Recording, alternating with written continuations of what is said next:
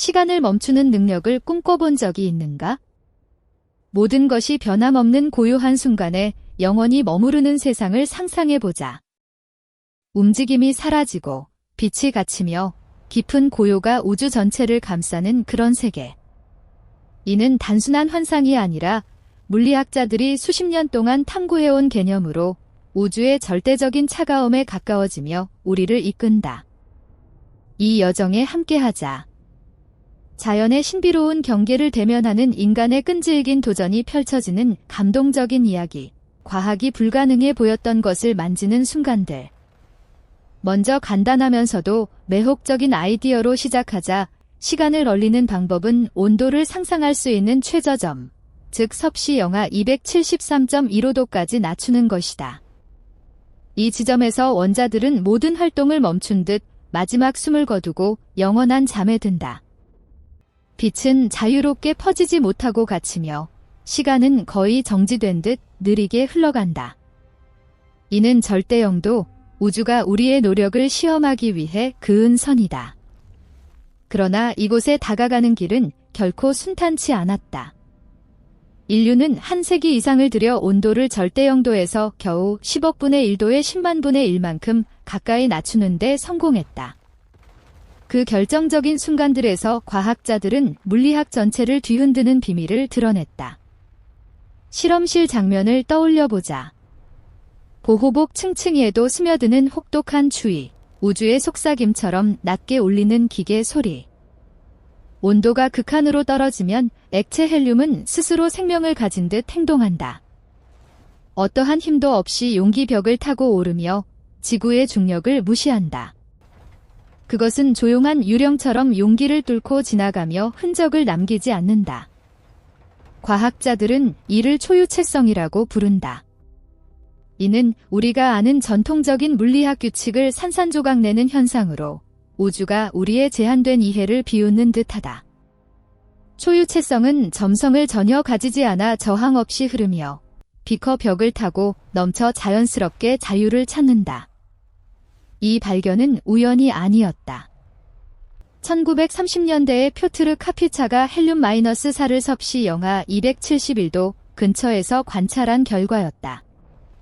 그 후 초유체성은 현대 응용으로 이어져 의료용 자기공명 영상기기에 강력한 자석을 냉각하거나 우주의 극한 조건을 모의하는 실험에서 활용된다. 2026년 기준으로 최근 연구는 헬륨-3라는 희귀 동위원소로 확장되어 준 2차원 제한 조건에서 킬할 특성을 드러내며 양자 기술에 영감을 주고 있다. 또한 블루포스와 인터룬 같은 이니셔티브를 통해 달의 표토에서 헬륨-3를 추출하는 발전이 양자 산업의 희귀성 문제를 해결할 전망이다. 2025년에는 분자수소에서 초유체상이 처음 관찰되어 헬륨과 유사한 행동을 보이며 초저온 원자 클러스터 연구에 도움을 주고 있다. 이러한 현상은 우주의 양자 흐름을 상기시키며 물질이 어떻게 무중력처럼 자유로워질 수 있는지 궁금증을 자아낸다. 그러나 우주는 절대영도에 쉽게 다가가지 못하게 한다.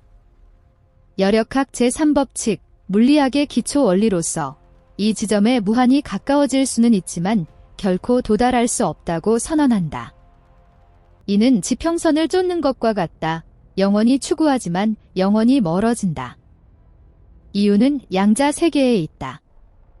절대영도에서도 원자들은 완전히 정지하지 않고 미세하게 진동한다. 우주가 색인 지울 수 없는 코드처럼.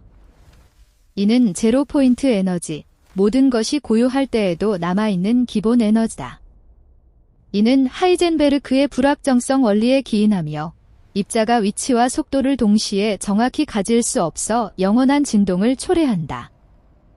베르너 하이젠베르크와 후속 양자 이론가들은 이 에너지가 없으면 우주가 완전한 정지로 무너질 것이라고 추론했지만 현실은 다르다. 이는 추상적 이론이 아니며 양자 전자공학이나 우주의 암흑 에너지를 설명하는데 실질적 함의를 가진다. 양자 변동이 우주의 지속적 팽창에 기여할 수 있다. 브라이언 그린 같은 이론 물리학자들의 최근 통찰에 따르면 절대영도의 도달 불가능성은 우주의 암흑 에너지와 연결되며 이는 우주의 약 70%를 차지하고 팽창을 가속화하여 열적 한계와 우주 진화를 연계한다. 2026년 연구에서는 암흑 에너지가 약화될 가능성을 제기하며 우주가 100억 년 내에 죽기 시작하거나 빅크런치로 붕괴할 수 있다는 모델이 제시되어 절대 영도의 미스터리가 우주의 운명을 암시한다. 우리의 여정을 계속하며 인류가 우주의 가장 추운 곳보다 수천 배 차가운 온도로 낮추자 원자들 사이에 영혼을 울리는 현상이 나타난다. 집단적인 기억 상실. 수천 개의 원자들이 갑자기 개별 정체성을 잊고 하나의 존재처럼 생각하고 행동한다. 이는 공상과학이 아니다. 1995년 미국 콜로라도의 공동실험실 천체물리학 연구소에서 에릭 코넬과 칼 위만이 루비듐 원자 구름을 절대영도 근처로 냉각했다. 갑자기 모든 원자가 혼잡이 아닌 진정한 융합으로 합쳐져 하나의 양자 파동을 형성했다. 그들은 이를 보스-아인슈타인 응축체, 우주의 5번째 물질 상태로 명명했다. 고체, 액체, 기체, 플라즈마와 함께.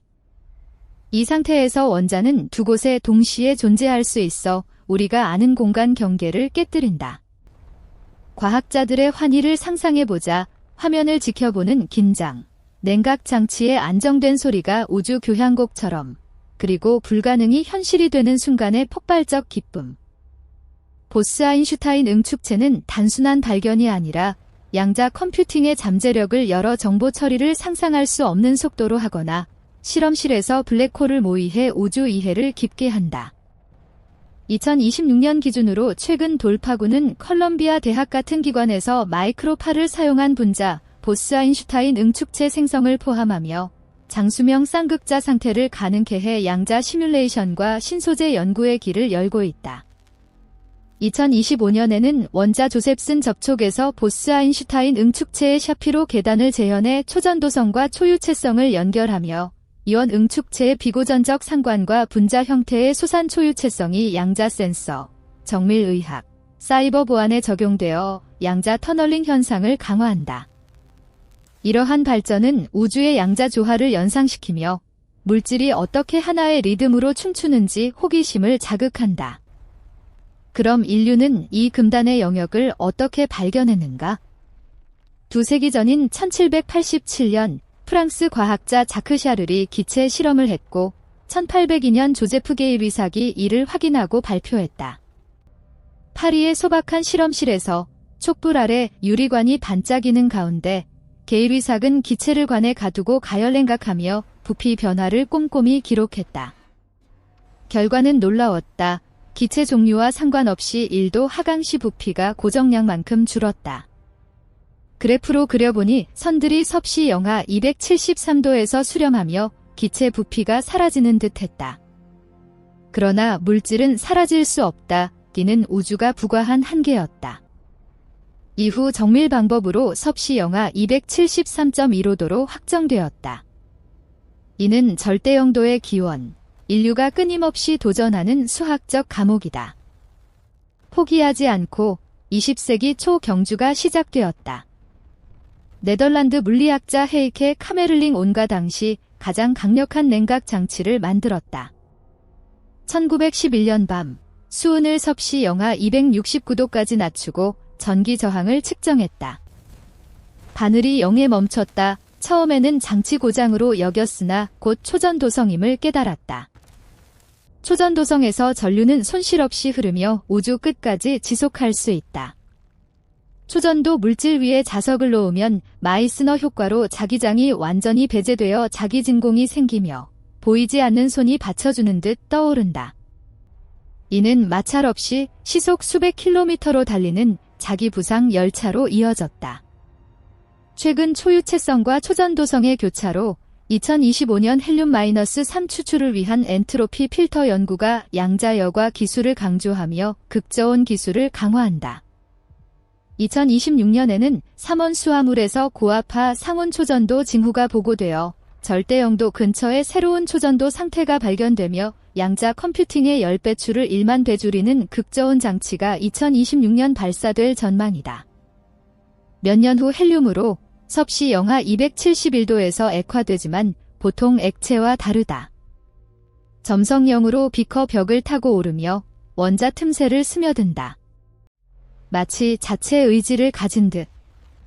과학자들은 처음 관찰을 의심하며 용기를 바꿔봤지만 헬륨은 끈질기게 탈출했다. 이는 깊은 미스터리를 불러일으키며 우주가 이 차가운 방울을 통해 비밀을 드러내는 듯하다. 인류는 어디까지 나아가는가? 2003년 매사추세츠 공과대학에서 나트륨을 절대영도 위 50분의 1, 000도까지 냉각했다. 2021년 독일 브레멘 대학팀이 120m 탑에서 장치를 떨어뜨려 38조분의 1도 켈빈 소수점 후 10개 영을 달성했다. 그 2초 자유낙하 동안 탑은 우주의 가장 추운 장소가 되었다. 2026년 기준으로 미국 항공우주국과 유럽과학기관 보고에 따르면 이 기록을 넘는 새로운 것은 없으나 실험은 더 가까이 다가서려 지속된다. 최근 스탠포드에서 절대영도 근처에서 성능이 향상되는 특이한 결정체가 발견되어 광학 및 전기 특성을 변화시키며 양자 신호 전달 돌파구가 상온장치로 이어져 초냉각 필요성을 줄인다. 또한 절대영도에서의 이상 신호가 암흑 물질 비밀을 암시하며 큐아로시오-디아엘리 실험이 기록적 민감도로 에너지 수준을 탐지한다. 자연에 그런 추이가 있는가? 그렇다. 궁수자리 방향으로 5,000광년 떨어진 부메랑 성운에서 죽어가는 별의 가스 구름이 시속 50만 킬로미터로 팽창하며 가스 감압처럼 냉각된다. 온도는 섭씨 영하 272도, 절대영도에서 1도 차이. 빅뱅의 메아리인 우주 마이크로파 배경 복사조차 섭씨 영하 270도로 더 따뜻하다. 그곳에 던져지면 모든 세포가 순간 멈추며 마지막 생각이나 심장 박동 없이 몸은 영원히 얼어 썩지 않으며 박테리아도 봉인된다. 최근 모델에 따르면 우주가 100억 년 내 죽기 시작할 수 있으며 암흑 에너지가 약화되어 중력이 지배하면 빅크런치로 붕괴할 가능성이 제기되어 이 추위가 우주의 최종 운명을 예고한다. 이 추위가 불멸을 가능케 할까?